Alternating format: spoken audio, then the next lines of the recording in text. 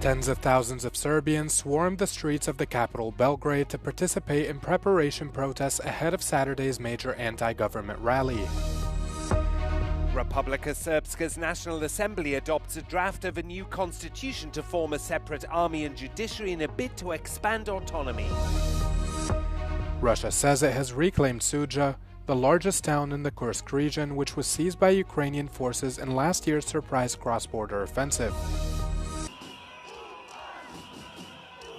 Tens of thousands of Serbians swarmed the streets of the capital Belgrade in preparation for a major anti-government rally planned for the weekend. Protesters participated in what they called a joyful prelude to Saturday's rally against populist President Aleksandar Vučić.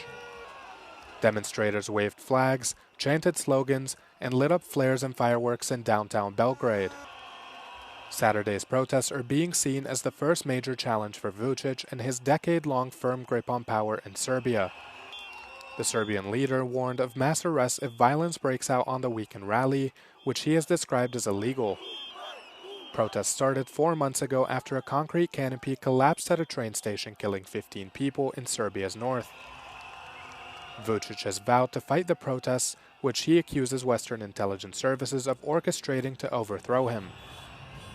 The European Union, which Serbia is seeking full membership to, has urged Belgrade to respect the people's right to protest and urged demonstrators to avoid violence.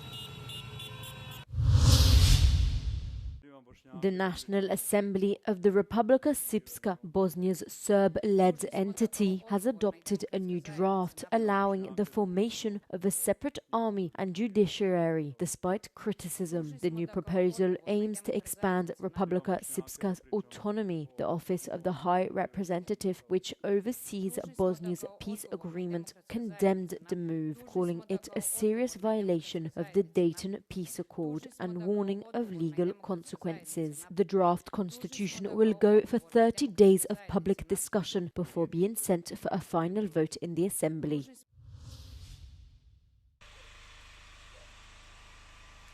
Russia announced that its forces had recaptured the Sudzha settlement in the Kursk region from Ukraine.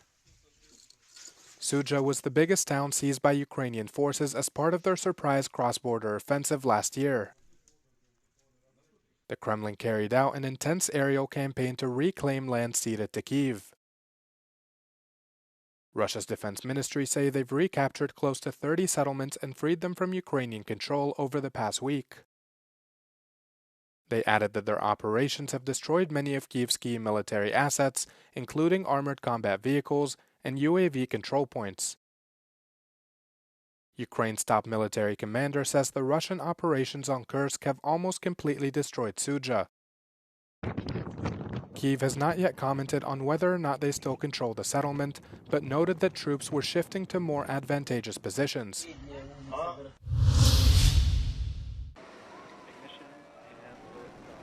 NASA and SpaceX launched a long-awaited crew to the International Space Station to replace astronauts who've been stranded for months. U.S. astronauts Butch Wilmore and Suni Williams have been stuck on the ISS orbital lab for 9 months. SpaceX's Falcon 9 rocket lifted off from NASA's Kennedy Space Center in Florida, carrying 4 astronauts to replace them. Wilmore and Williams were the first to fly Boeing's Starliner capsule to the ISS in June for what was meant to be an 8-day trip.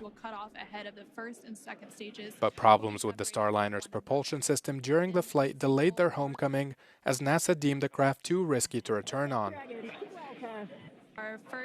The new replacement mission will dock at the International Space Station on Saturday night. Wilmore and Williams are scheduled to depart the station on Wednesday. And there you can...